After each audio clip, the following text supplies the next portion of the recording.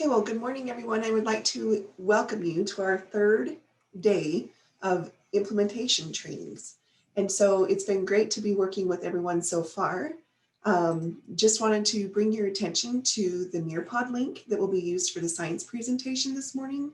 That is in the chat box. You should be able to just click on that. Be aware that once you have clicked on that Nearpod link, you'll be in that for a while, but then I will advance the slides in the Nearpod. But any of the participation that happens in the collaboration within Nearpod, you have to be in that screen or in that, you have to be accessing the Nearpod in order to participate. And then there's also the sign-in sheet that is there as well. So we will go ahead and get started. I just wanted to make you aware that there are two different trainings. One is the Standards Implementation Team training, and then one is the Early Learning Standards Roadshow. And so in the past, we have had some people that have attended this training that were looking for the Roadshow. If you want a general overview of the Roadshow or of the standards themselves and what's included in that content, that is the training for the Standards Roadshow, and the Midas course is listed here as 58314. If you are interested in the Standards Implementation Training Team training that you're in currently, this is the training for you. This is the training that we give where it gives kind of like a more in-depth view of each of the content areas, some of the research that went behind the creation of those standards, and then also allows you some time to consider and go back and plan on how you will train the teachers that are in your program to implement the new standards. So first, I would like to introduce myself. I'm Jamie Robinson, the preschool through second grade specialist here at USBE. And then it is my privilege to introduce you to Melissa Mendenhall, who is our elementary science specialist. So Melissa, go ahead and take some time to introduce yourself. Hi, everyone. I'm excited to be here today. As Jamie said, I'm Melissa Mendenhall, and I'm the elementary science and STEM specialist for the Utah State Board of Education. I'm looking forward to talking science. I can't think of anything better. It's going to be a great morning. Thanks, Melissa.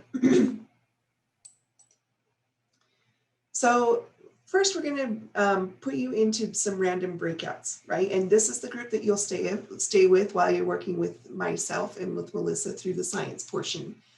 Towards the end, when it comes to planning, that is when it would be very helpful for Jessica to have those numbers in front of your names. So if you are just joining us, Jessica, if you wouldn't mind putting that long list in the chat one more time. And then will you explain to them what you would like them to do really quickly?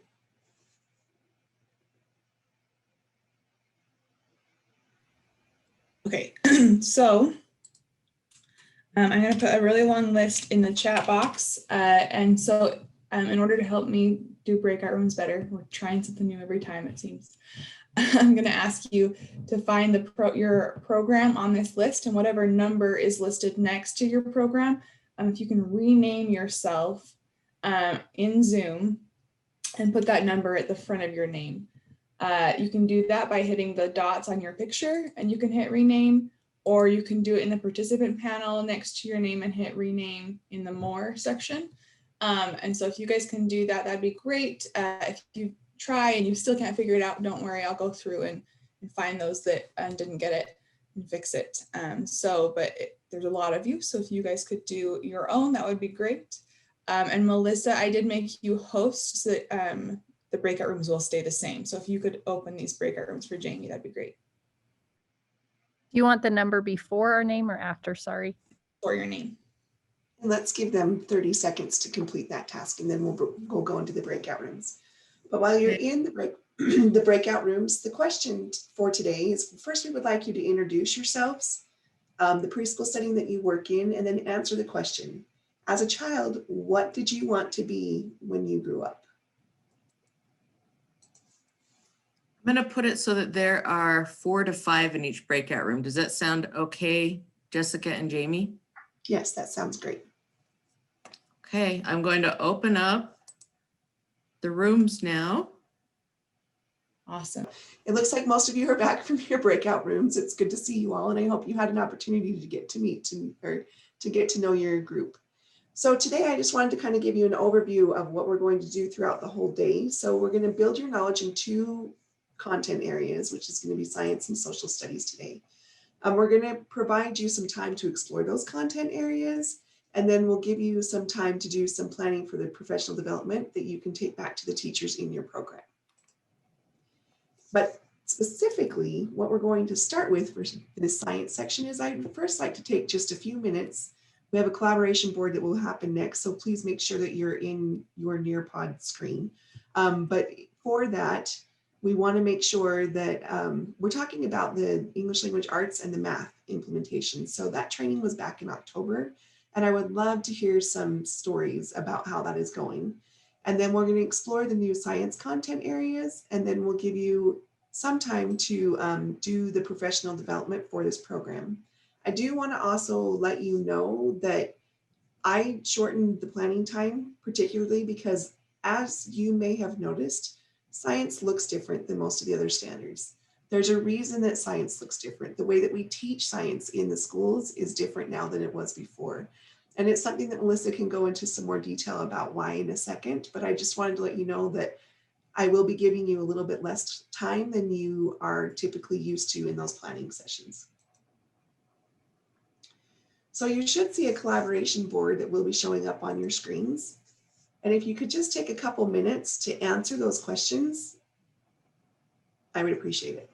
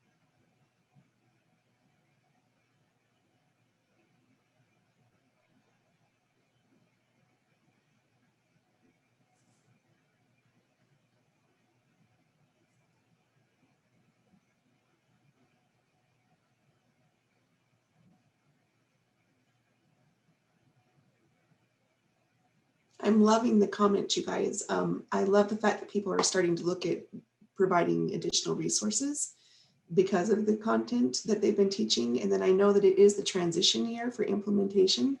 So I love the fact, like Linda, you had said, is that we haven't transitioned as a program. And kind of the way that we set up this training is that other content areas, they're usually revised at one time. And with our standards, we revised all 8 of them at the same time, right? So that's a lot to implement. So kind of the way that we design this training is that we would do the training in 2 content areas and then slowly transition those 2 content areas. Then we would introduce 2 more, slowly transition those. So that was kind of our intent in setting up the training the way that we did. But I love those comments. I'm going to give you guys just probably 30 more seconds to read through those comments, and then we'll move on to the next slide.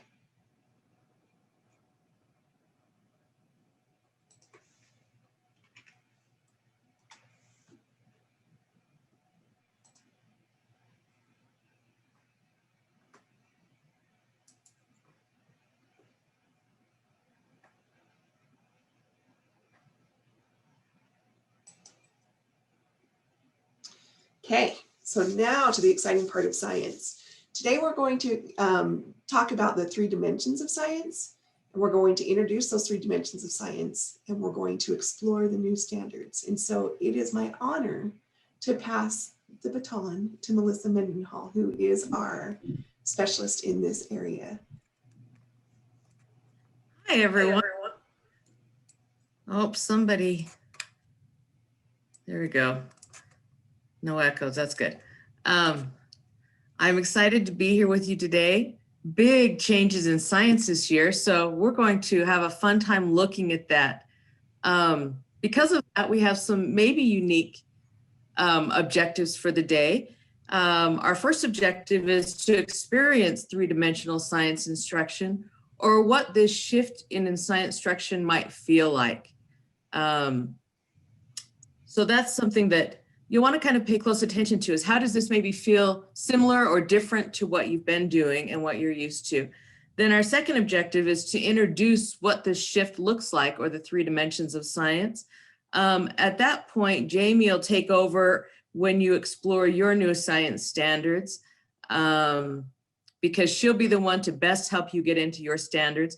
So I'll help you see what science instruction is like, what the shifts are for you, and then Jamie will take you into yours. So we are going to start out by living science instruction. The first thing we're going to kind of look at from your standards is this idea that plants and animals, and that they live, and the places that they live. We're going to look at a specific science standard, the 3-4-year-old standard 3.2, and this is a prerequisite or builds background knowledge for these students as they move into kindergarten. It directly relates to the kindergarten standard 2.2. So the standard that we'll be looking at today is obtain and communicate information about the pattern between living things and the places where they live. And we're going to emphasize that living things need water, air, and resources, and they live in places that have the things they need to survive. So that's what we're going to be looking at today. So I want you to take a look at this phenomenon. So what do you see? What do you think these are? If you would put them in chat, and if any of you would be willing to turn your cameras on, if possible. It's much easier to teach when you can actually see people's faces. You know how that is. It's hard to teach remotely. So if you can turn on your cameras, that would be great. I understand sometimes bandwidth, or you have people running around in the background or something, so it doesn't work. But if you can turn on your cameras, I'd appreciate it. And then if you would put in the chat, what do you think you're seeing here? What do you think these are?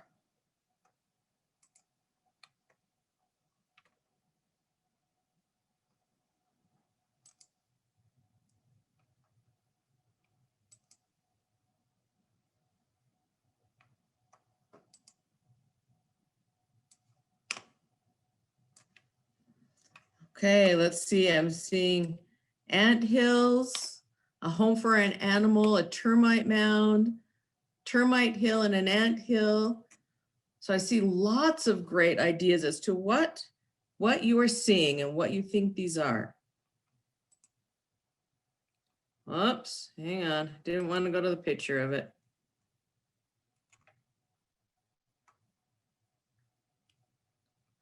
So we're going to watch a time-lapse video. It's about 1 minute. And I want you to really think about, what are you noticing? And based off of that, what does that make you wonder? So as you watch it, ooh, I'm noticing this, I'm noticing this, I'm noticing this. I'm wondering because of that, this. And will you put those ideas into the chat as you watch this? Oh, actually, I think we have a Nearpod for that, don't we, Jamie? To put in? Yep, we do. So you can put this in your Nearpod, what you're noticing and what you're wondering. Okay, here we go. Let's watch our phenomenon.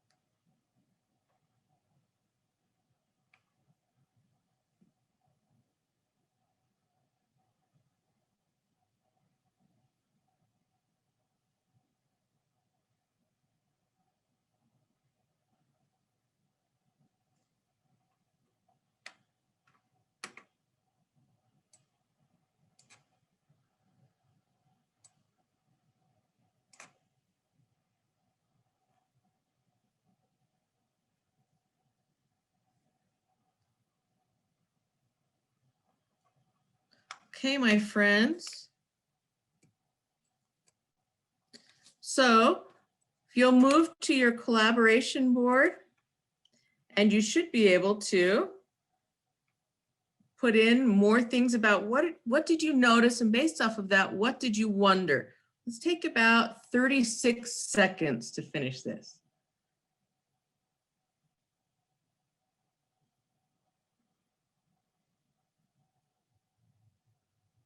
If you finish, go through and read some of the others. You can heart the ones that you like.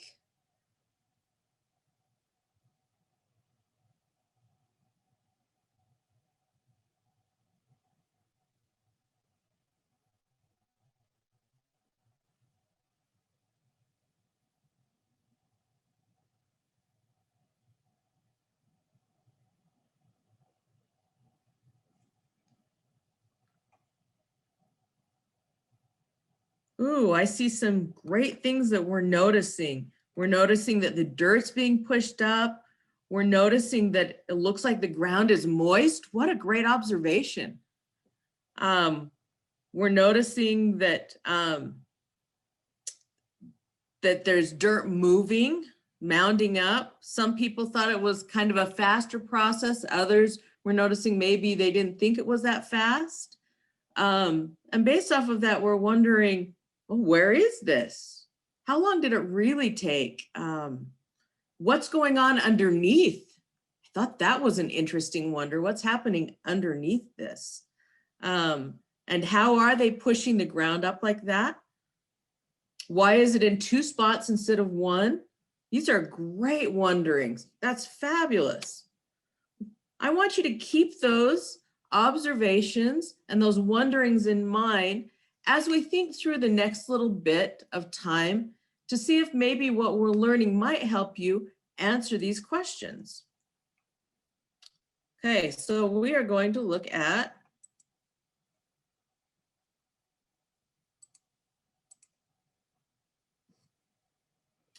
so here we have 3 different pictures.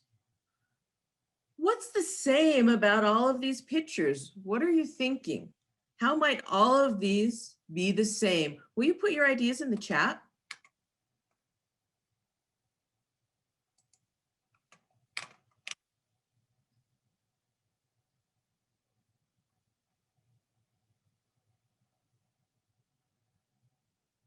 Oh, I'm seeing some interesting things, how they're all the same. There's openings. They're all in nature.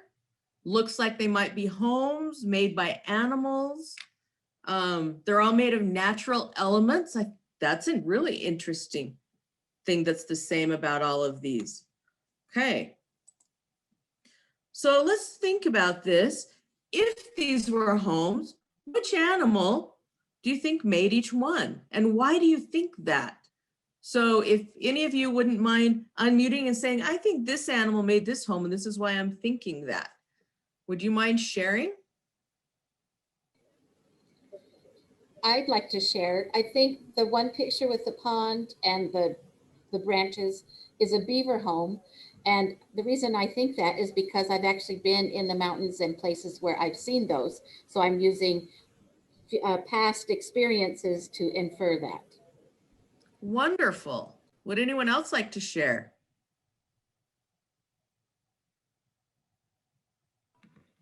If given the pictures, I would say it's the size of the animal to the home. That's interesting.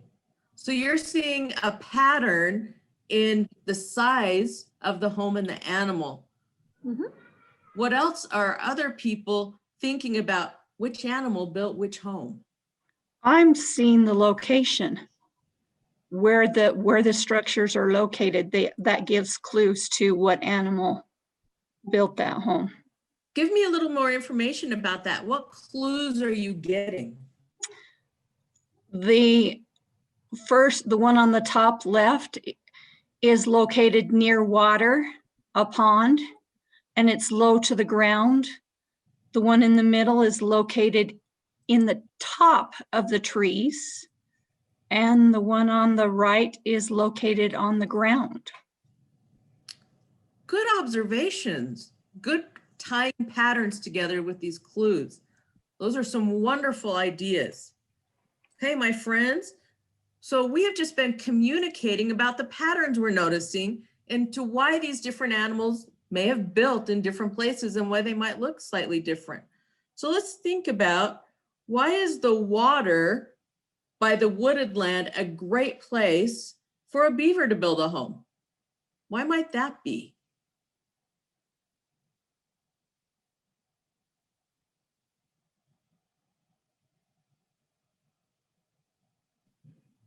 Do they catch fish to eat? I don't know.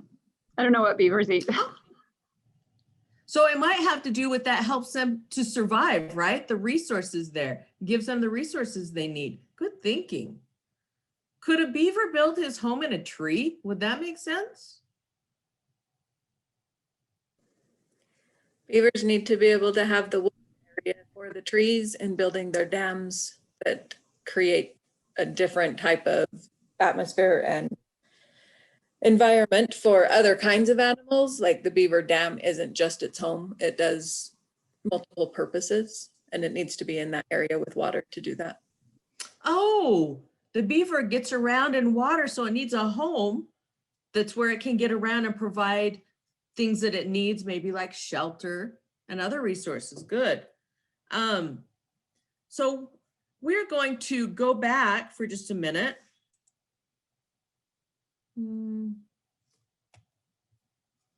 And while I have this picture up, if you'll move to the next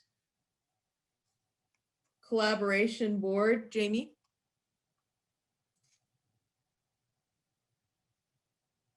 And while you're looking at this picture, my friends, will you notice right down in here why these different animals built their homes in the places that they did? What might be some of those reasons? And you can think of other animals that you know of, because some of you have already started using your background knowledge. So if you have other animals that you know of, why do they build their homes where they do? If you'll put those things in the collaboration board, let's take about 1 minute and 3 seconds to get our posts up.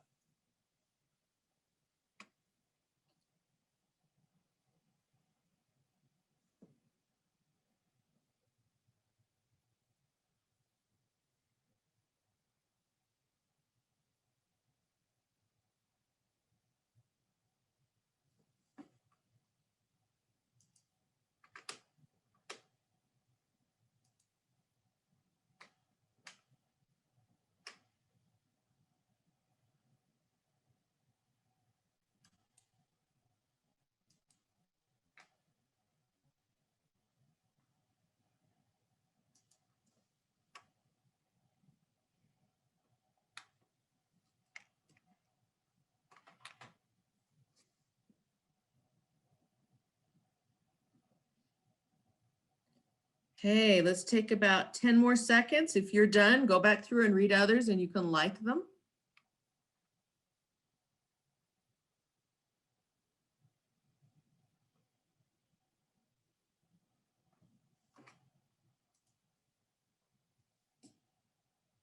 All right, my friends, as we look at this, I'm seeing lots of them that are saying they built their homes in these places to protect them, help them feel safe from predators, so to protect them, close to the resources that they need based on their needs for protection and resources.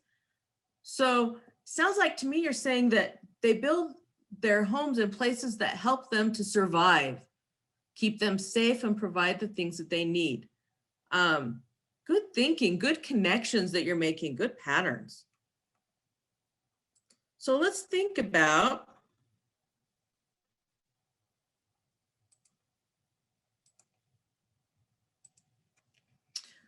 if they build their homes in these places to help them to survive, what are the things that they actually need to help them survive?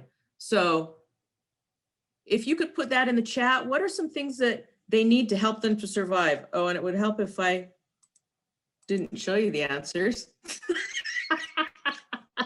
Because there are many options. So in the chat, if you'd put, why do they build their homes in those places that help them to survive? What helps them to survive? What are you thinking?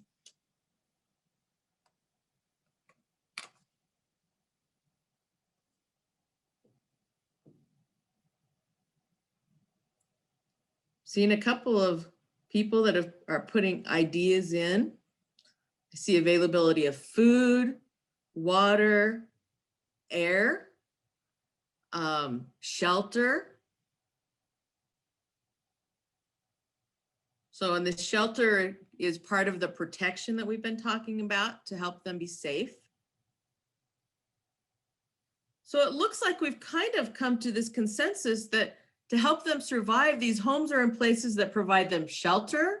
They provide them with resources that they need, like water and food, maybe other things that they need to build their homes. So those are some of the things that we see as to why they live where they live. So let's look at this idea of plants. Do we see a similar pattern in plants? So I've got 3 pictures here of different plants in different areas. Will you look at these? And then you have a collaboration board next in your Nearpod. Will you put down, from what you're seeing, do you think plants need the same things? Do they need water? Do they need air? They need shelter and different resources that will help them? So put down what you're noticing in the patterns with plants and what they need to survive in the collaborate board. Okay, let's take 1 minute and 27 seconds. So your time starts now.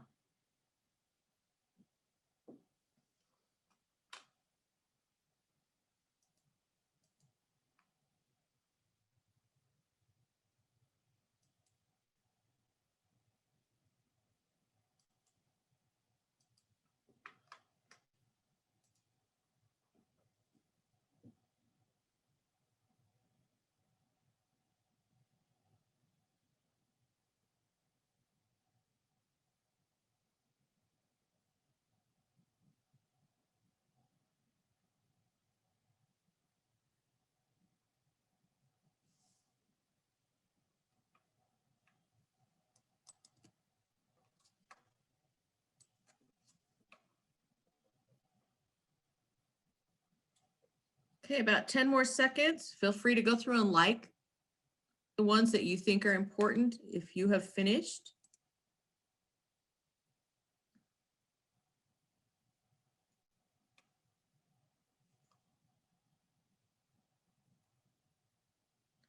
Okay, so let's think about then again this idea of the pattern that we're noticing for where plants live. People are seeing that they do need water and sunlight and air, so that's similar to what animals need. Some plants need more water, so that might affect where they choose to live. Seems like plants and animals need similar things to survive. So we're seeing that pattern. Oh, I'm seeing lots of great things. This one says they all need dirt and are planted in the ground. Possibly.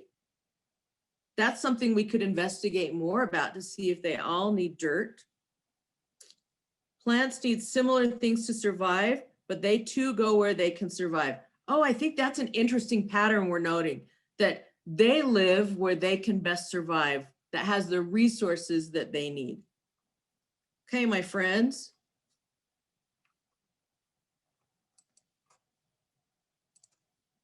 I noticed that someone put this idea about homes and humans in there.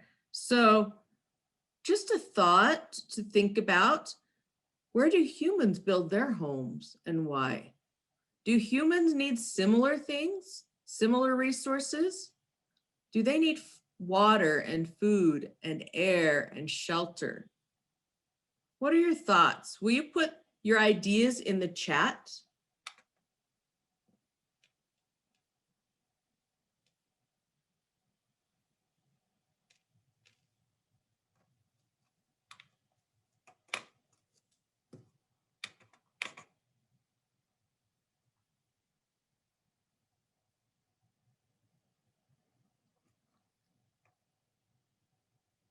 Oh, this is interesting. I'm seeing a few different patterns in what we're chatting now. A lot of people are saying nearness to family. Monica says all humans have basic needs, but they also might consider things like their jobs, close proximity to their job. ooh, that could be a resources thing because they might need what their job provides to help them live. So it looks like humans too build and live in places that will help them best survive and thrive. And they might have different reasons for why they choose to live where they do. Like near family, that might help them survive and thrive better being near family. Okay, my friends, we are going to do a little bit of exploration now in groups. So we're going to look at gathering more information to then reason about it to see if these patterns we're noticing, is that really what's going on? So we're going to go into breakout rooms for 15 minutes and we're going to complete a learning task. In the learning task, you'll see a couple of slides. If you'll read those couple of slides together with your breakout room, and then there's a task. So read the task carefully. That will send you on a little bit of individual kind of investigation to come back together. The end of your investigation, so by the end of the 15 minutes, you need to have your team ideas written down on this question. And so we're going to be looking at, why do plants and animals live where they do, and what evidence can you find that supports your thinking? Okay, so in breakout rooms, you'll have 15 minutes. You're going to be going through the slides in the Nearpod. There are a couple that give you kind of a little bit more information. We're going to gather information. Then we're going to go out and investigate, doing a task on our own investigating, come back together as our breakout room, and have this question answered by the end of 15 minutes. Does anyone have any question about what we're going to do? Are we okay? Thumbs up, head nods. Oh, I see smiles. That's a good thing. I like the smiles too.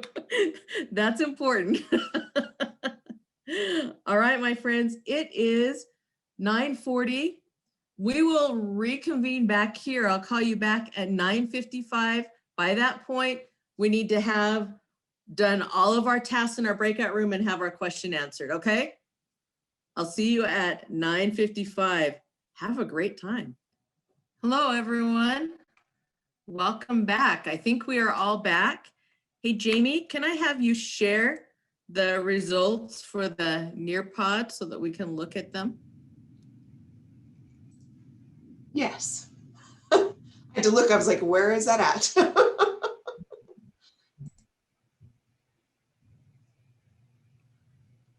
Okay, we have plants are growing where I planted them, except the weeds.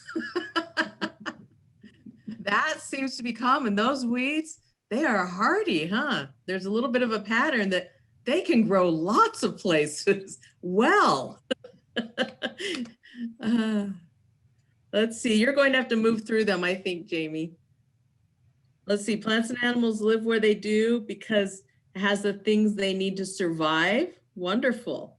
Hey, will you look down and see if you can see one that shows maybe that has a specific plant or animal that it talks about, and share that one? Let's see. Oh, deer live in areas of mountains, forests, and woods, uses camouflage. There's food there. They eat the things that they can see there, the different tree bark, branches, flowers. Generally in the mountains, there's water, so that's good. A tree planted by someone gets food and water. It also has sunlight, doesn't it? We noticed that was something that it had, and some air. Good, let's try one more, Jamie. So look for one more that maybe gives us specific plants or animals.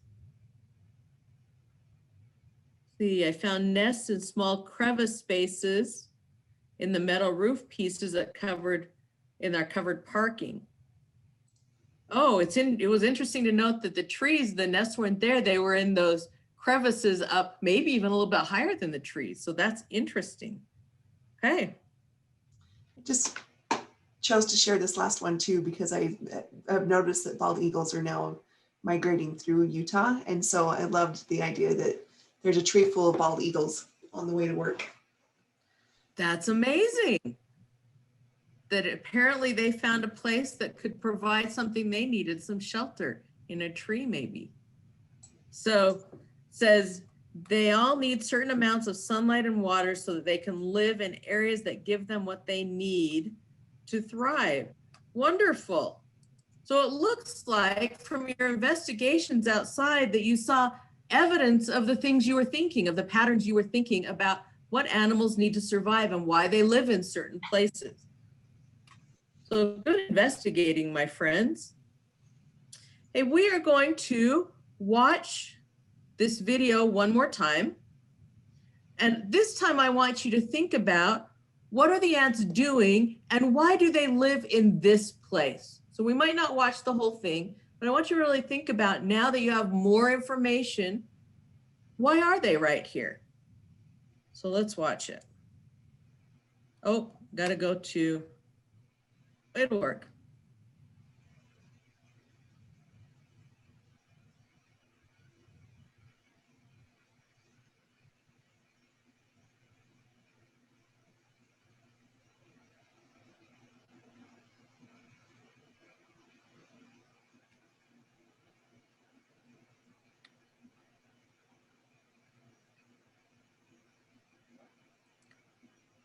Okay, friends, based off of what you were seeing, what are you noticing now about why ants, what they're doing and why they are where they're at?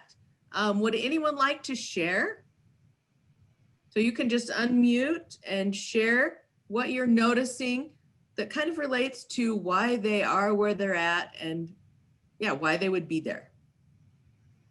Something I noticed, because someone else noticed that the dirt around them is moist.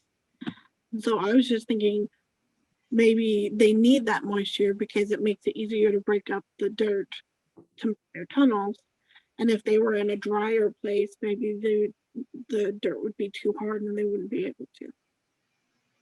That's an interesting connection. That would be a good thing to explore further, wouldn't it? That's a good connection. What else are people noticing? Why are the ants where they're at, do you think?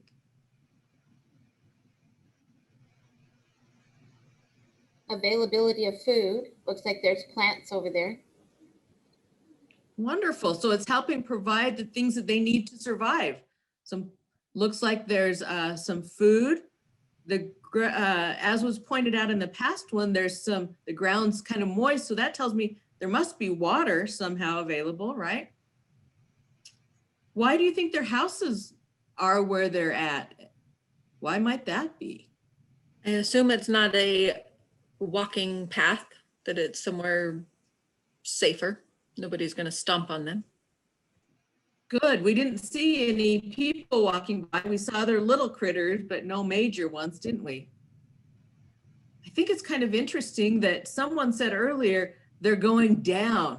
I wonder what's happening down underneath.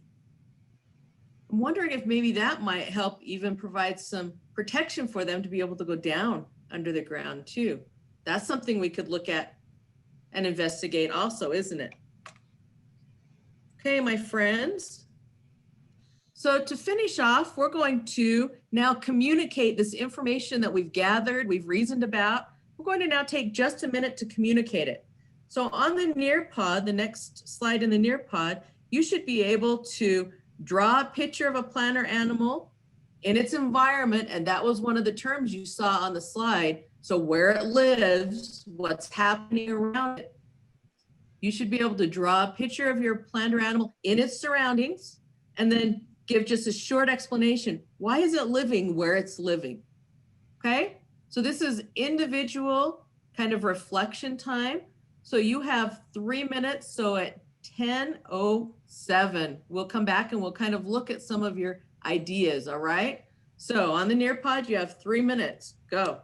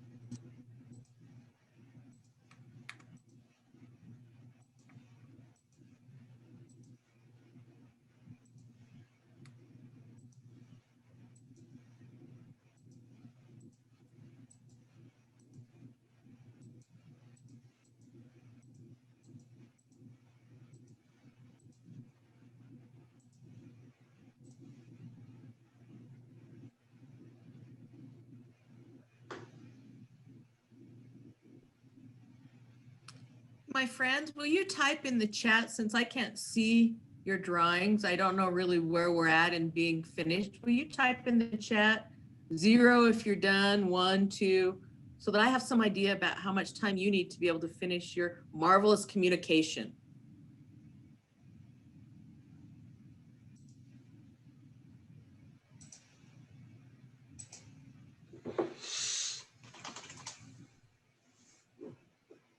Okay, looks like we're mostly finished. Let's take about 13 more seconds.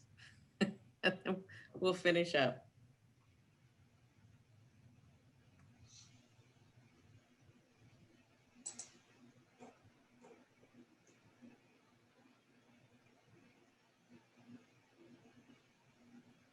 Okay, Jamie, will you select us some to look at? Oh, cool. This is my fabulous drawing of my little yellow tulip bulbs in the brown dirt under the white blue sky.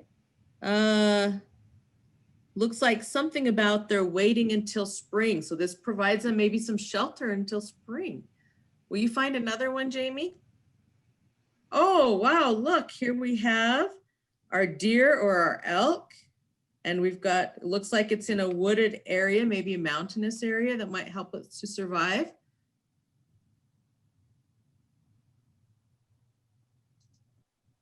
Okay, Jamie's looking through them. She can pick us another one. My plant lives near my house because that is where I planted it and that's where I can take care of it. It gets sun. So if she's taking care of it, it must get its resources that it needs and be in a place where it's protected. Wonderful. Oh, look at our elephant. That's wonderful. I would like to know where this elephant is living and what's helping it survive there.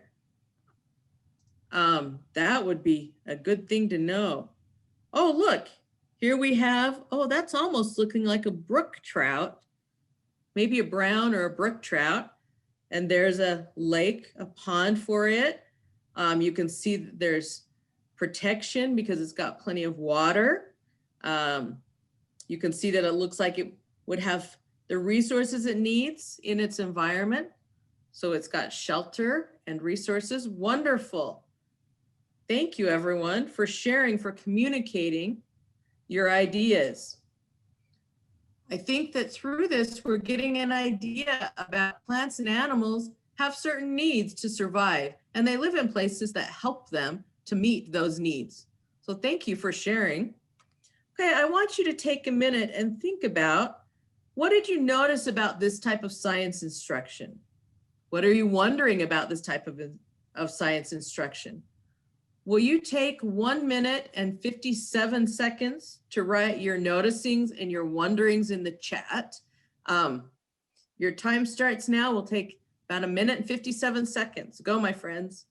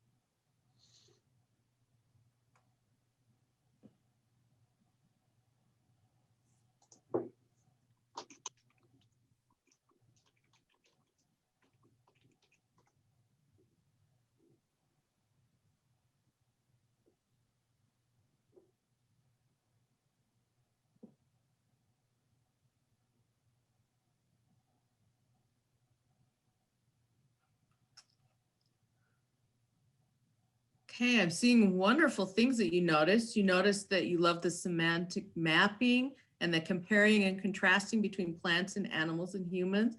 It draws on student curiosity of the world around them. That is a big thing, you're right. Students are wondering and questioning and doing the exploring rather than being told. That's a good noticing. There's application, questioning, reasoning. It was done in a simple manner, but allowed you to expand.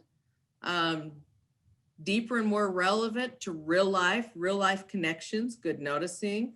It's very hands-on, very reflective, relating things back with the new learning to what you've already built in your background knowledge, good. Intentional teaching to fit a certain concept, good. Kids will love this type of learning, we hope. That's what research says, so we're hoping research is right. It's a great way to hold discussions. That is a really good noticing. This is filled with student discourse. Paying attention to what's around you, very good, because science is about being able to explain and notice our world around us. So, oh, these are wonderful. You guys noticed a lot of things. Centered around curiosity, making us think, good. Wonderful, we were able to explore, everyone had a chance to share ideas. That's a big deal, to allow everyone a voice. Open-ended choice, so that's a great thing, especially right now when we're in, many of us, more distance learning type situations, or some of our students might be at different times, so that they can use what's in their environment. That's an important thing. Very engaging and interactive. Lots of hands-on, good use of thinking skills. Wonderful. So you're kind of got a feel for what the new science instruction looks like. As we looked at this standard to obtain and communicate information about the pattern between living things and the places where they live. And we really tried to emphasize that living things need water, air, and resources, and they live in places that have the things they need to survive. So that, what you just experienced was what new instruction would look like for that standard. Okay, so based on what you just reflected on with the instruction and how that's kind of connected to the standard, how would you define what is science? Specifically, what is science instruction? So will you put that in the collaboration board in the Nearpod? So what is science? What is science instruction based on what you just lived and thinking about the standard?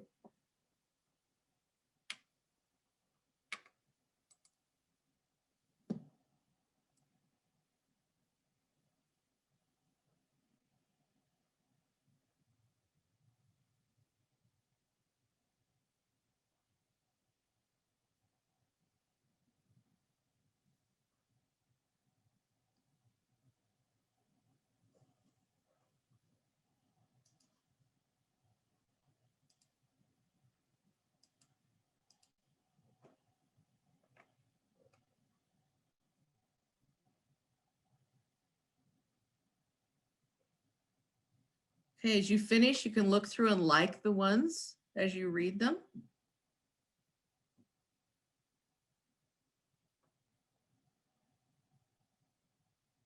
Let's take about 10 more seconds.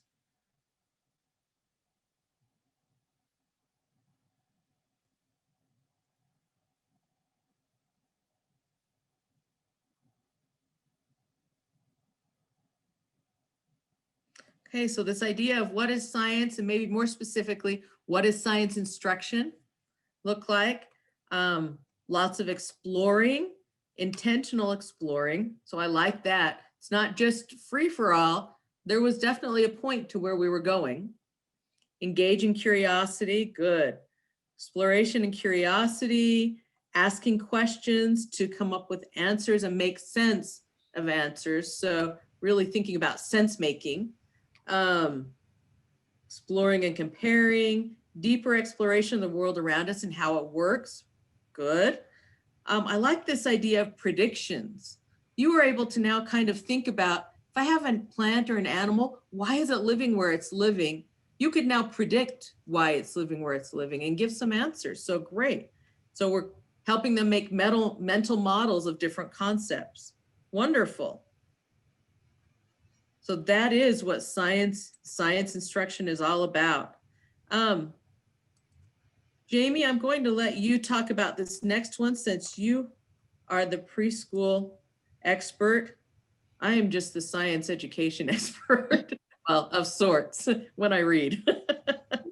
So Melissa, just to kind of along those lines, and I think it's great, you guys have done some great reflection just looking at how this is very developmentally appropriate. This practice and the new way of science instruction leads exactly into what is appropriate for children. We're encouraging children to explore and learn through play. And as you saw, like it was, yes, it was set up to be directed, but it was also very much child-led. And the discussions and the open-ended questions and all of those things that naturally occur that are developmentally appropriate for students this age occurs through this method of science instruction. Just making sure, like you guys have said, it makes it more engaging and interactive. There's definitely some intentional teaching. It allows a lot for student discourse. And then just also that kids are pretty much wired to think this way. And so it's being specific and intentionally setting up learning opportunities for exploration and questioning. And that can build student knowledge. And I loved also the comment of how students and teachers were learning from one another at the same time. Okay, my friends, we're going to look, now that you've experienced science instruction and kind of thought a little bit about what you experienced, and Jamie kind of helped you think about why that might be developmentally appropriate. We're going to talk about the latest research, where this came about, so that then we can go into the specific shifts. What did I specifically do to make this happen? We had also talked about allowing them to take a 10-minute break at this time before we get started on this framework. And so that's fabulous. Take a 10-minute break. It's 10:18. You have until 10:28. Use your time wisely, my friends. See you at 10:28, not a second later. Okay, my friends, it is 10:28. So if you are back and you can turn your cameras back on, I would love to see you. It's always good to see who you're working with, if possible. I know there are sometimes that you can't. Thank you.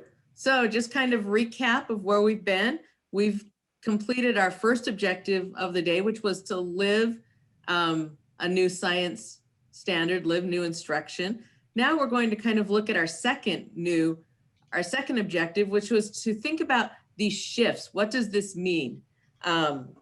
So you should see on your screen a framework for K-12 science education.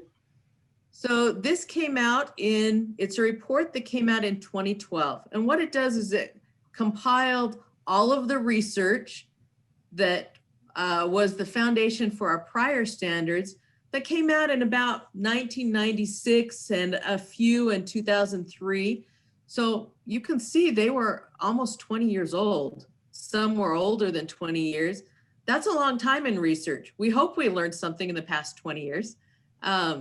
So it took all of that research, added onto it with the research that's occurred in the past 20 years to really say, how do students learn best now? So we're going to talk about the shifts that it discovered next.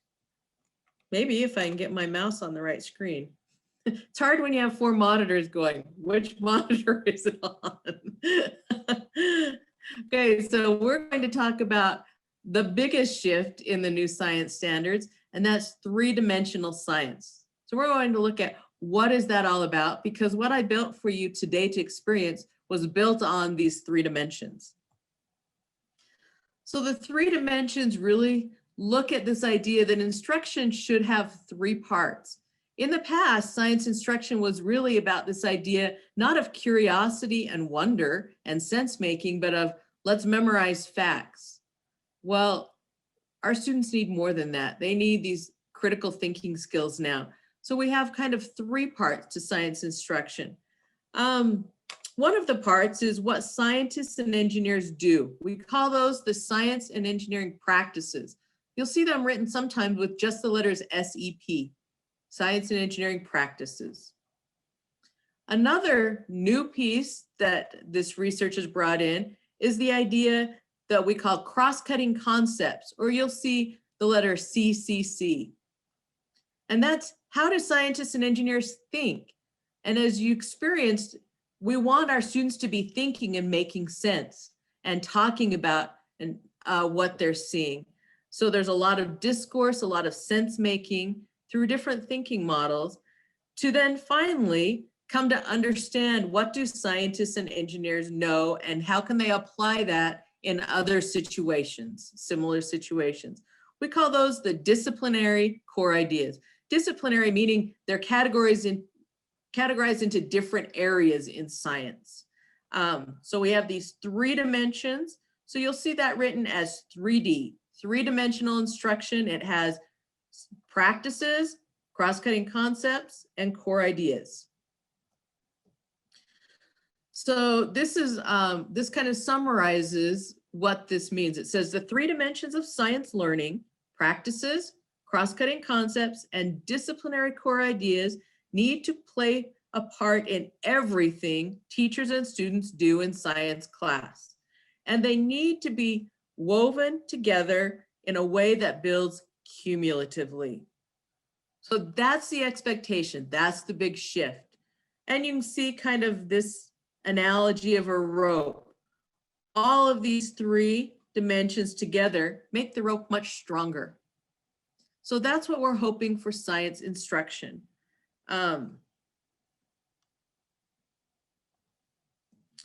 So we're going to look, not in great detail, but give you a little bit of look at each one of these 3 dimensions so that you have maybe a little bit more understanding. So the science and engineering practices, or SEPs, what are they all about? I want you to think and write in the Nearpod, what are the different things that scientists do? So on the Collaborate board, will you put down, what are some things that scientists do? So let's take about a minute to brainstorm all the things that scientists do.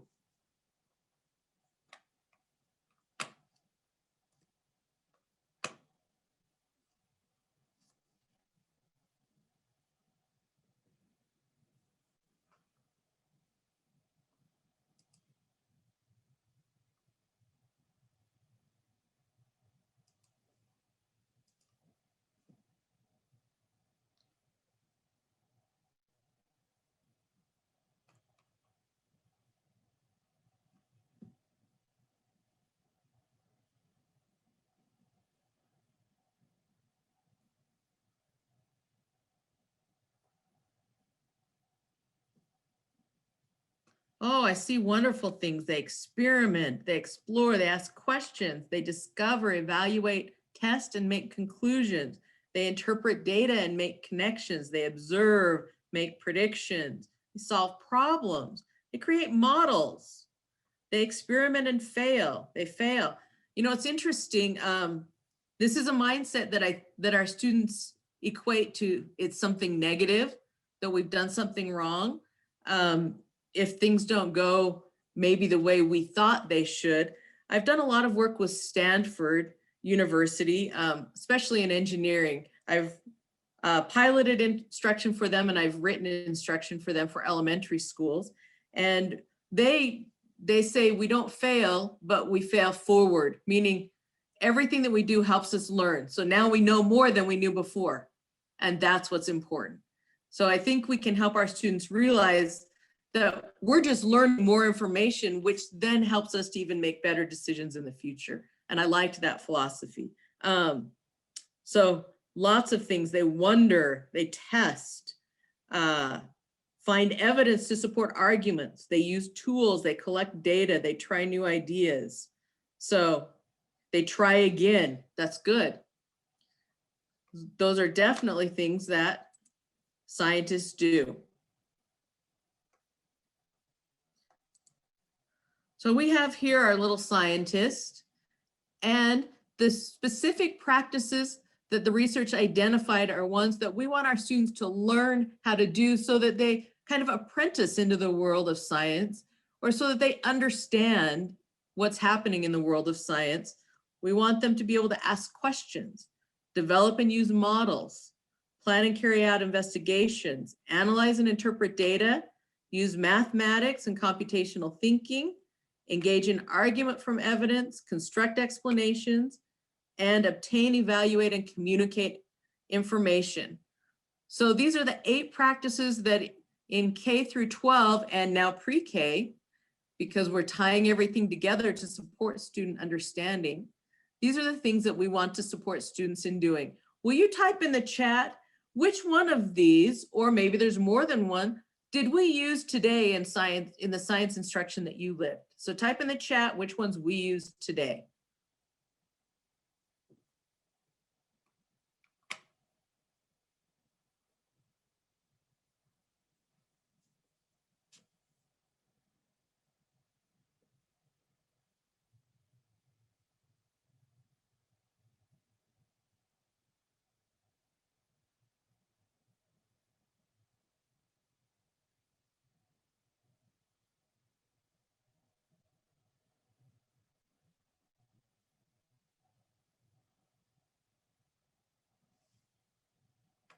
Hey, I'm seeing lots of things. We did investigations, we constructed explanations, we asked questions, we obtained, evaluated, and communicated information. Good, we did lots of these.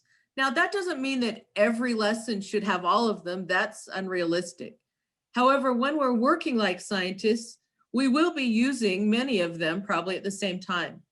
And there were many that I chose to use. There was one that I specifically kind of foregrounded while others supported it. And the one that I chose to foreground today was obtain, evaluate, and communicate information, because notice in your standard, that's right at the front of your standard. On the front of your standard, we'll always kind of give you information about which one you might want to foreground. However, I also used models, we used investigations, we collected and analyzed data. We asked questions. So we used lots of them to support, but this is the one I really focused on today. So that gives you a little idea about the science practices. They're what scientists do like science, like what students do like scientists. We're helping apprentice them into being, similar to a scientist. Okay, so we've talked about the practices. Next, we're going to talk about cross-cutting concepts, or how do scientists and engineers think. It's interesting, these new standards, while we want students to gain science conceptual understanding, really that takes kind of a back seat to these other two, which is how are we acting and learning the skills of scientists, and how are we thinking or learning to think like a scientist. If we can do those two, then that will help us to build conceptual understanding. So to do this, we are going to, let me go to view for a minute. We're going to listen to, this is Helen Quinn. Oh, she's adorable. Just love her. She's amazing. She was the chairman for writing the framework that I talked to you about, compiling all this new research. And she's a physicist that works at Stanford University, but very realistic. She knows students and she knows how to support students. So she's going to give us, it's only like 1 minute and 22 seconds or something. She's going to tell us what are cross-cutting concepts. I've never heard or seen them anywhere else defined more succinctly and precisely. So I want you to listen to this and then come away with, be thinking, what is important to know about cross-cutting concepts? What are they? Okay, so let's listen to Helen Quinn.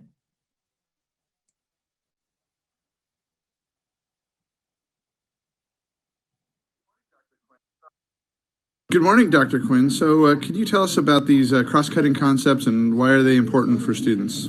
Well, I'd like to use an analogy. Students have to build a structure of knowledge in their brain. And in order to build a structure, you need 3 things. I start with a quote from Henri Poincaré. He says, "Science is made of facts, as a house is made of stones. But a collection of facts is no more a science than a pile of stones is a house." And this is the way we've been teaching science. We've been giving students a collection of facts. What they need to build the house of knowledge in their brain, the structure that research says makes for effective use of knowledge, is they need not only the facts, but they need the tools and practices to build the house, that is the science and engineering practices, and they need some vision of what it is they're trying to build. They need some big questions they can ask so that they can begin to form meaningful structures. And that is what the cross-cutting concepts give them. Each cross-cutting concept is a lens that allows you to look at a problem and ask questions and know where you're going with those questions.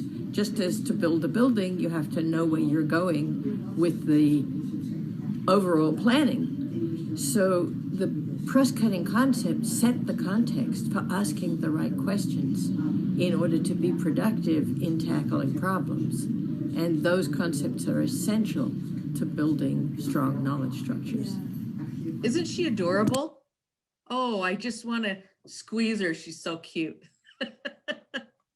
She's just a tiny little thing, but man, she's amazing.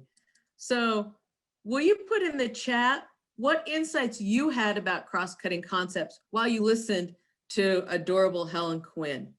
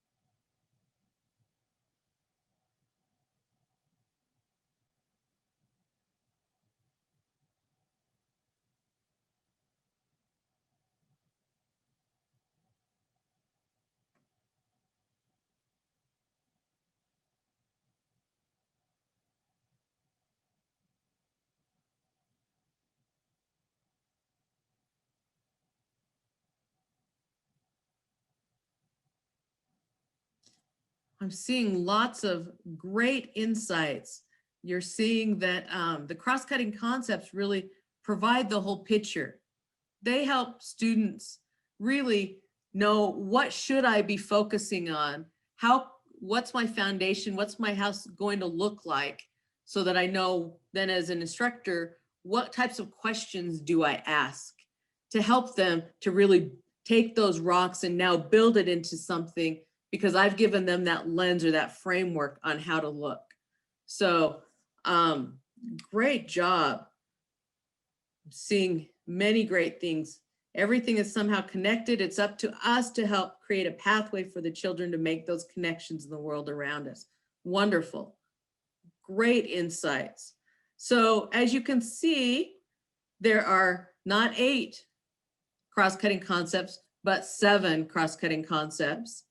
So you have this idea of patterns, stability and change. So these are the ways we want our students to think. Do they want them to look at this situation through the idea of patterns, or through stability and change, through cause and effect, maybe through scale, proportion, and quantity? What are we seeing with that? How is matter cycling and energy flowing? What type of a system are they looking at? And oh, here's a structure. How does it function? Is that how we want them to make sense? So these are all different ways to get our students thinking. You can see our little friend here again. So I want you to think back through the instruction you just lived.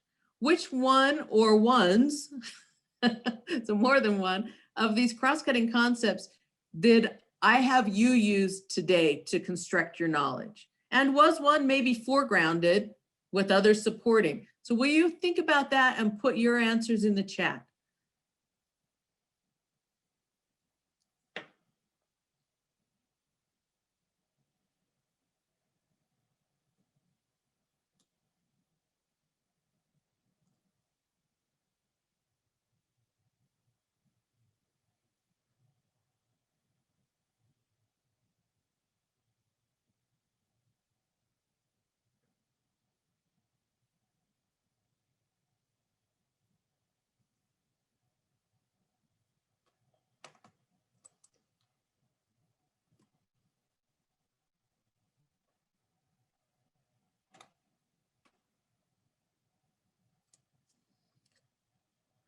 seeing great answers. I did use many of them. You're absolutely right. Just like the science and engineering practices, when we help frame our students' thinking, many of these ideas go together to help make sense. The one that I foregrounded for you today was patterns. And you'll notice in your standards as you look through them that the cross-cutting concept is always underlined. It's kind of a big deal because that's how we want our students to construct understanding. So we need to know what that is. So in your standards, you'll always find the science and engineering practice to foreground. There'll be others that you'll want to use to support it. And you'll also find a cross-cutting concept to foreground and then use others to support it.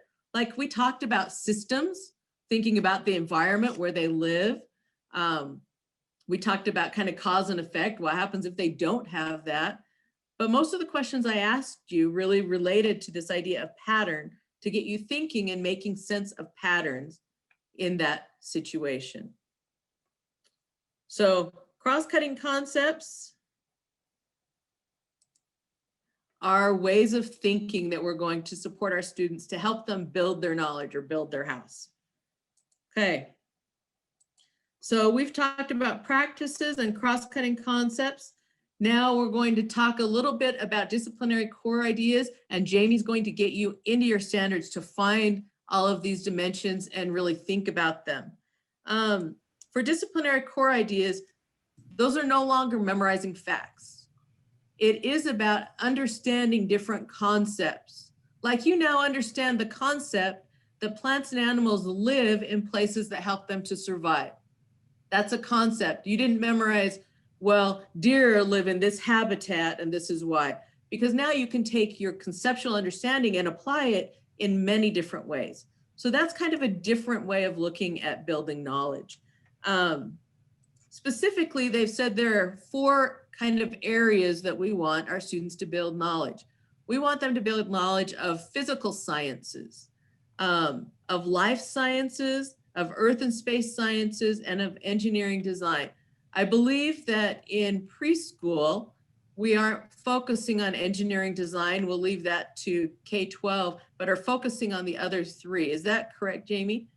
Yes. So really helping them get this foundational understanding of what are the, what's happening in physical science, what's happening in life science, what's happening in earth and space science. So Jamie is going to take over now and get you into your new standards to see kind of how this all fits in and fits together. But man, I've had a great time, and I'll be with you through the end of your science part, but you guys are amazing. Everyone take your hand. Put on your back, say amazing job. You guys did great. Thank you for all of your hard work today. And I'll turn the time over to Jamie to get you into your standards. So as Melissa had just explained to you, and I'm so grateful to have Melissa here today to talk to us about all that she has shared with us today.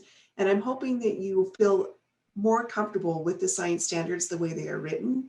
I know, like at first when we talk about when you first look at them, they look different, but they look different for a reason. And Melissa has now provided you with the foundation of why they look different and the shifts in thinking. So Melissa, thank you very, very much. On the Nearpod, I would like you to go to page 74 of the science standards. And I want you to look through those 10 standards and identify which disciplinary core idea is being referenced. And so if you'll just put down like number 1, and then if it relates to life science, you can put LS for life science. So I'll go ahead and give you 3 to 5 minutes to go through those standards.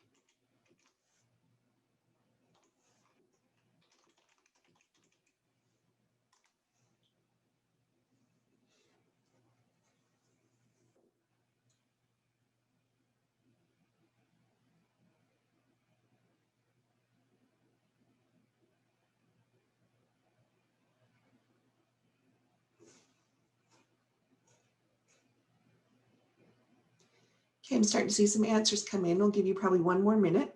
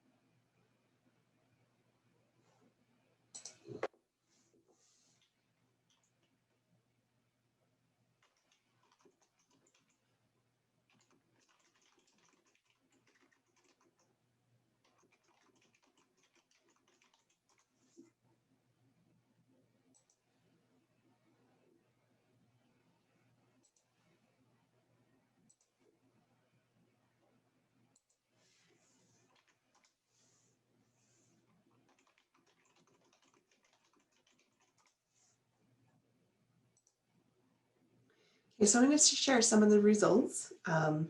Some have said, so we've gone through, and the weather relates to the physical sciences. Light is the earth and systems, and living things are life sciences, and matter and motion is also physical science. And then you can see how it's kind of broken down here, that in the 3 to 4s. One thing that I appreciate you adding on here where it says 3 to 4, Debbie, you did notice that this is an early learning band. For you, those of you that may not be aware, we did make this an early learning band for both 3 and 4-year-olds, just like in the K through 12 standards, there's a K through 12 band, a 3 through 5 band, a 6 through 8, and then upper, right, Melissa, like 9 through 12. So those are some great responses, you guys. Thank you. So I hope that gave you an opportunity to kind of get into the standards a little bit. So you can now see, like, we made that practices are what the scientists do. The cross-cutting concepts are how scientists think. And then the core ideas are really what scientists and engineers know. And so those are just kind of the different areas. With the engineering, the writing committee didn't want to necessarily put engineering in the standards. They were wondering if it might be too developmentally high for a lot of our students, but that does not mean that you cannot practice the engineering concepts of building ramps and looking at how things are, you know, like just thinking about the different tools of motion and things. And so realize that if we're not telling you can't teach engineering in your classroom, we just didn't necessarily put it in the standards. So if you could now go into, I want you to go back to the introduction itself. And I would like you to just take some time to read pages 72 and 73 and consider what connections you are now able to make between the science instruction that you just experienced and the 3 dimensions of science to help deepen your understanding of that introduction.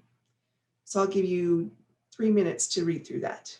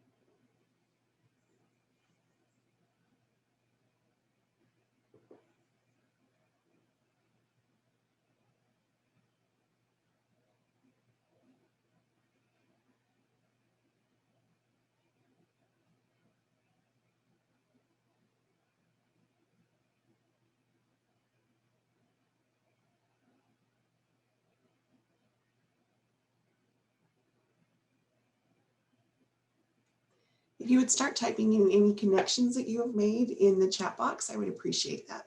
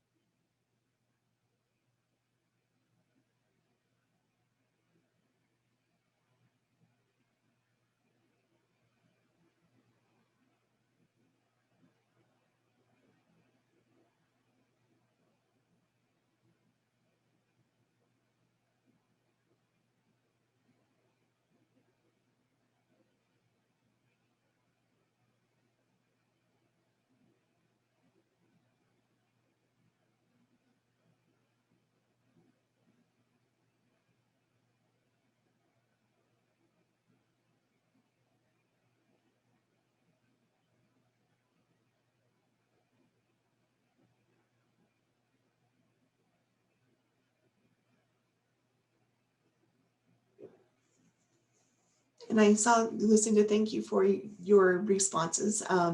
Just that we are starting to ask a lot of questions. We're starting to continue that cycle of investigation and thinking around science. And also Leanne's comment about how kids are natural investigators and we need to help them think and problem solve. And science is all about taking in the world around you and why things are the way they are. And so I love that. So we need to help them describe what they are seeing, what they're hearing, using questions about, I wonder what would happen if. And so Marie also did that engagement in wonder. So this is great, you guys. Thank you so much. As you guys saw when you were going through the 10 standards, you noticed that strand 1 specifically dealt with light, or with weather, I'm sorry. Strand 2 was light, strand 3 was living things, and strand 4 was matters in motion. So I would like to now give you guys, we're going to take 5 minutes for you to do a virtual field trip. And during that 5 minutes, you'll have a chance to go through those standards and kind of read them and just kind of go through them on your own. But just start thinking about like, what are some of the things that you're most excited to try? And what else did you notice about these standards?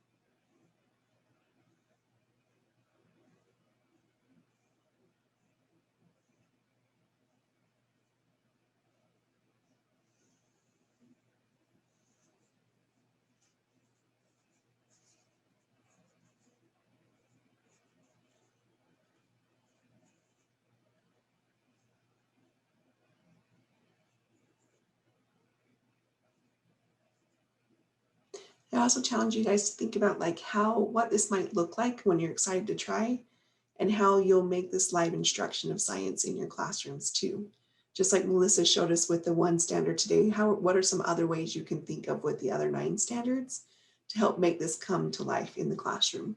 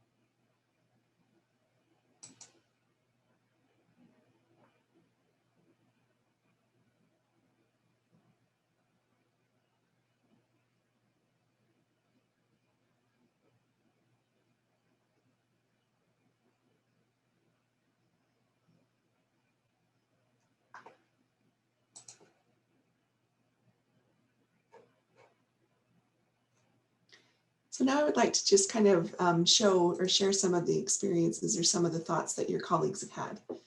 And so I really like the idea that was shared is that I've incorporated a lot of science, experiments, and exploration into my lessons this year that hits many of the new standards, and the kids love it. Again, that is why we are here, right? They're always engaged and attentive when it comes to science. Also, excited to teach the question and answers and plan and carry out investigations. I'm excited to see what students are really interested in and what they want to investigate in.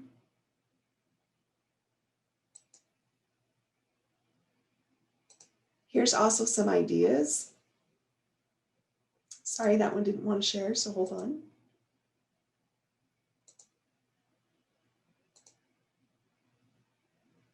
Just how easy it would be to find patterns in real world and to focus on the point. And then I know there was also a comment from a speech and language pathologist that just talked about how natural it is to be able to teach things like cause and effect and categorization and all of those things that she can keep track of, like what students' IEP goals they're working on through just conversations and communication that is happening with science experimentation. So I love all of this idea. So we're going to go ahead and break into rooms in just a few minutes to Jamie? Yes, can I make Melissa? one comment on the standards, just that I think might be something for people to note. Yeah. If you'll notice, as you look through your standards, really 2 cross-cutting concepts are kind of foregrounded for you. This idea of patterns and cause and effect. So those are kind of the foregrounded ones for pre-K. That doesn't mean that the other 5 of the 7 cross-cutting concepts aren't important. You'll use them at different times and you'll want to be aware of them and help students think about them. But this kind of helps you focus their attention. The same thing with the practices. You'll notice that obtaining and communicating information as well as planning and carrying out investigations, which an investigation can be observational too, not necessarily experimental. Those are kind of the foregrounded ones. That doesn't mean that the other 6 aren't important, and you'll want to point those out to students, but those are the foregrounded ones in so that you have kind of a focus for the cross-cutting concepts and the practices. Sorry. No, you're totally fine, Melissa. Thank you. This is just a short review. When we were doing English language arts and math at the last session, we just kind of talked about Utah's professional learning standards. And that when you're developing professional development for your teachers, you should be looking at all 8 of these components when you're planning professional development. And so that's just kind of like a refresher there. You also want to make sure that when you're planning professional development, that of course we're accessing this, they have access to the standards. You have access to the strategies and activities through UEN. If any of you need those websites added to the chat box, please let us know, and Jared or Jessica will add those in there. Consider how you will allow your teachers to live the standards, similarly to what we experimented with today and what we experienced today, and what supports you will have in place for implementation. So here's a link to the planning consideration checklist. And then just as you're designing that professional development, think about how you're going to engage your teachers, what standards you're going to be teaching, how it's going to be accessible, and then what is going to be the next steps in the follow through. Kind of like, what will you follow through with them, but also are they making the extensions? Are they adding the extension and support ideas, the resources, and the materials? And so that's the next slide. So we're going to go ahead and put you guys into groups for the next 15 minutes. Jessica has worked really hard to make sure that there's a smooth transition so that you're in with your teams. If you do not end up getting sent to a room, we will shortly put you in one. So Jessica, if you want to go ahead and put them, does anybody have any questions about what you need to do while you're in your group? So I've put everyone in the groups that when you had more than one, when you obviously had team members here, if you were the only one with your number or the only one with your team, I've just put you in a group of like 3 to 4 people that you guys can plan together if you want to.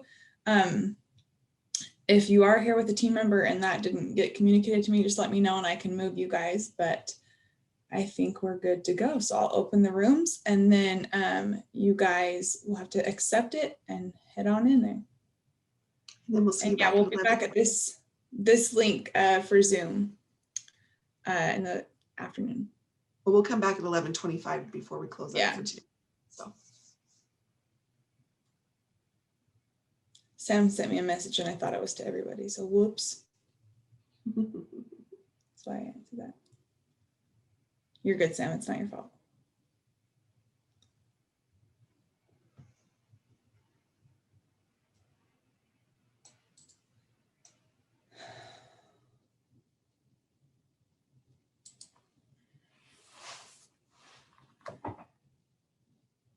What time do you want to come back, Jamie? at 11:25. Okay, let's set a little reminder. Yep, so then we can have them come back and we'll just kind of go over today's agenda and hope that we reached the objectives for today and see if they have any lasting questions.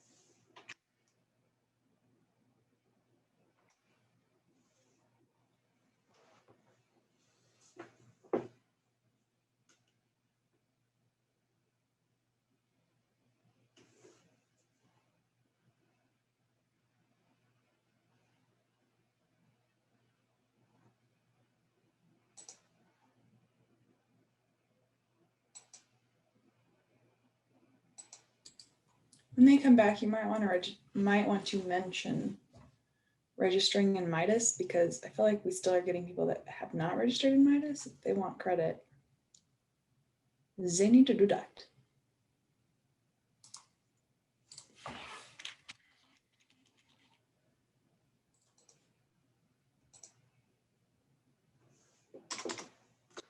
Feel bad because Jennifer Farish hasn't been able to access the Nearpod. So I've sent her the link and I gave her the codes. I've given her all the stuff and she wasn't able to access it. She on a Chromebook? Well, didn't that shouldn't affect it. That's not Zoom. Right, it's Nearpod, not Zoom. Very odd. Did you tell her to restart her computer?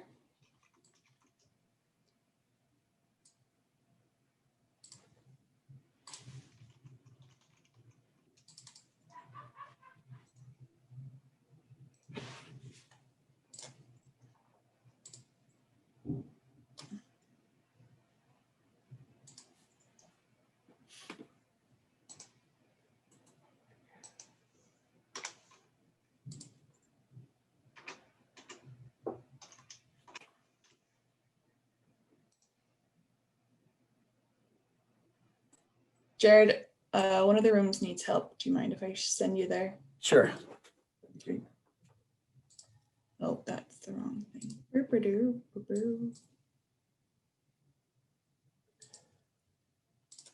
Nice to have a team to work with. Right? Guys. It is super nice to have the three of us.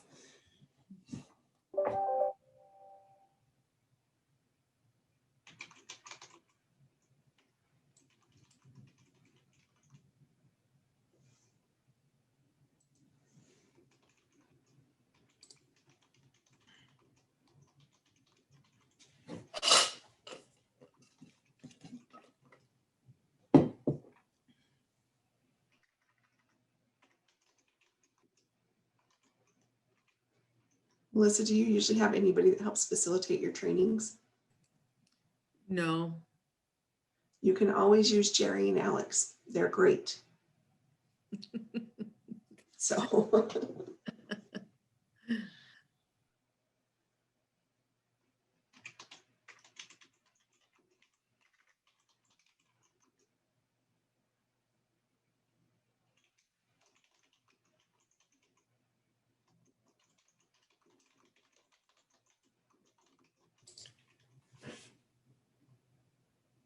Jamie, did you ever have Katie send you the resources from Roundtable or get Park City's PowerPoint? I do have Park City's PowerPoint. Will you forward it to me? Yes, and I will follow up with Katie. She had some great resources. She did.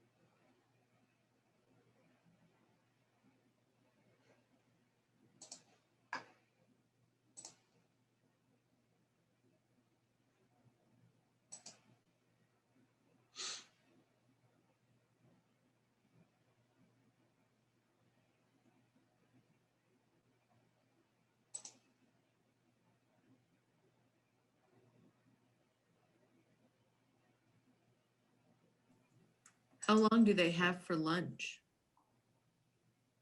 They have until 1 o'clock. Oh, cool.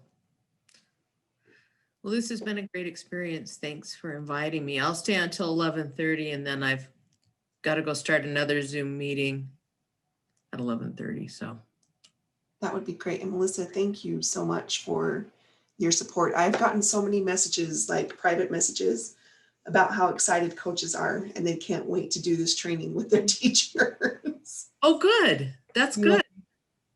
So, and I actually got one from Alpine, you know, because Linda from Alpine was just telling me, she's like, this is so exciting, but she has other things that she needs to work on and stuff. And she's like, but my coaches are here.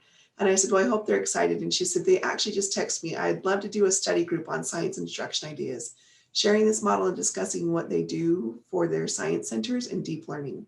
Maybe we can do a PD on this very soon. Oh, fun. Melissa, it's been great. Melissa and Jamie, do you care if participants have access to the slideshow to use in their PD? No, I don't. Okay.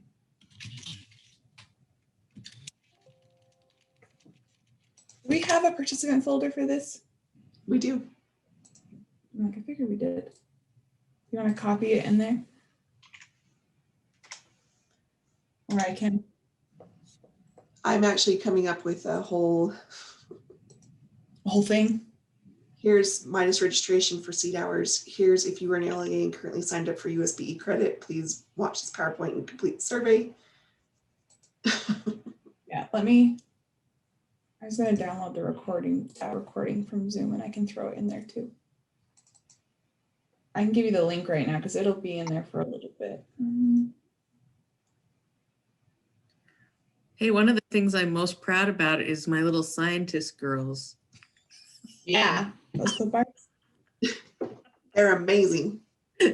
That is like the best graphic design I've done ever in my life.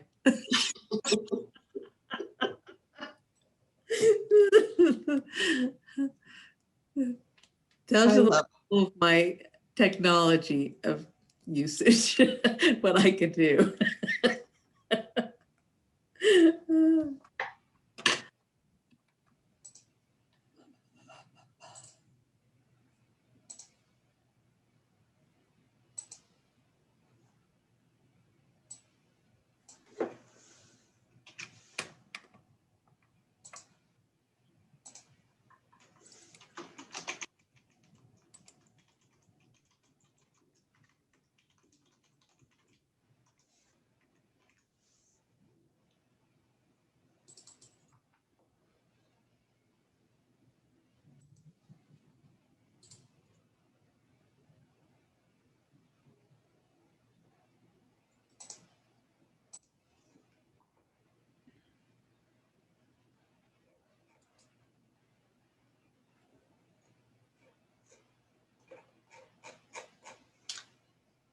Friends, I was so excited because I was at 0 in my inbox before we started this training.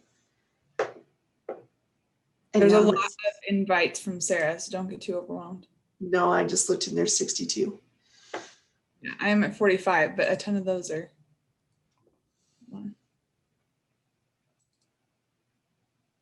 15 of them are meeting requests.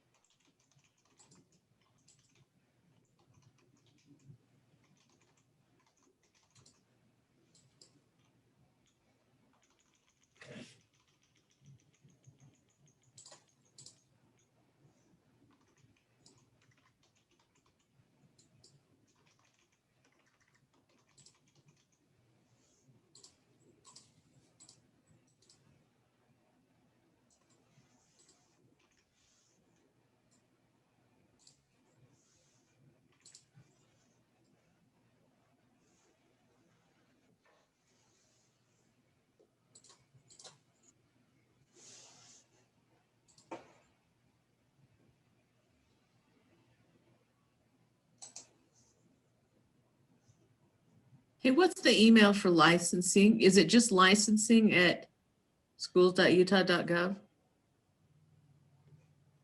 I believe so, but I can double.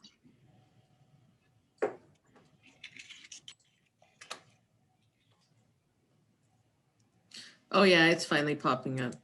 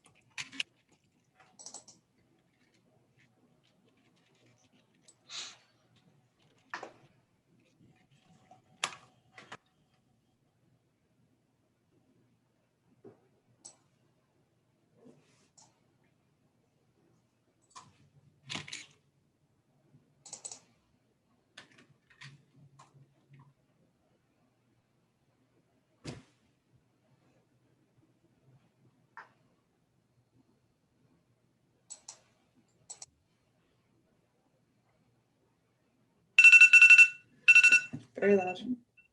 That's the 1 minute warning, you're at. Yep, so now I'm gonna close them and bring them back within a minute.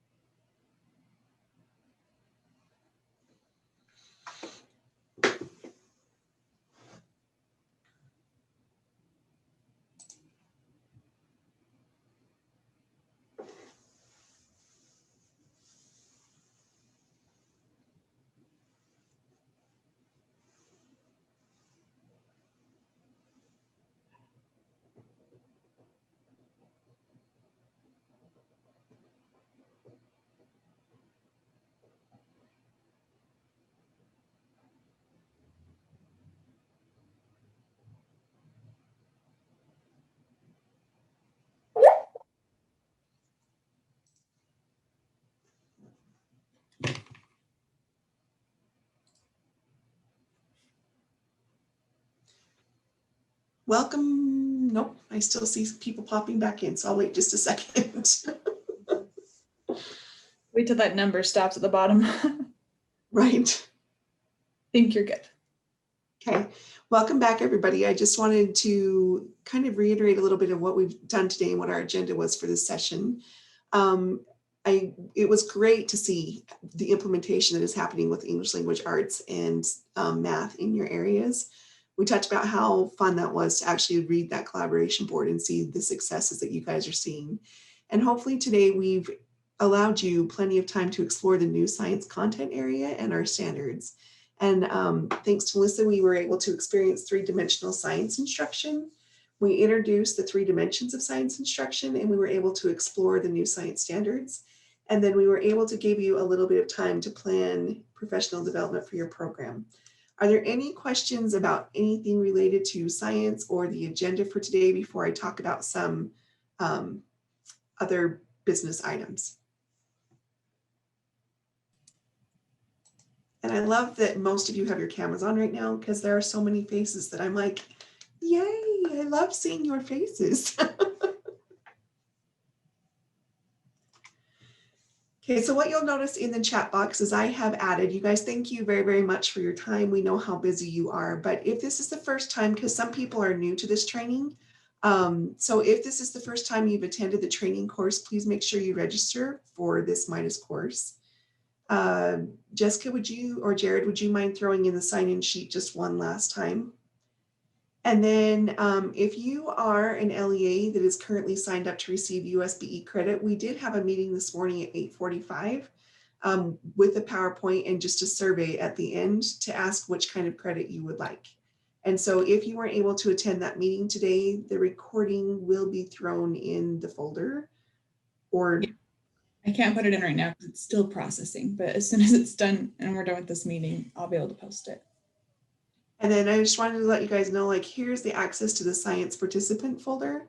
You'll find the resources in there and the PowerPoint and everything that we use today. So Melissa and I have no problem if you would like to use any of that PowerPoint in your trainings with your teachers. And so just wanted to let you know that it is there for you as a resource.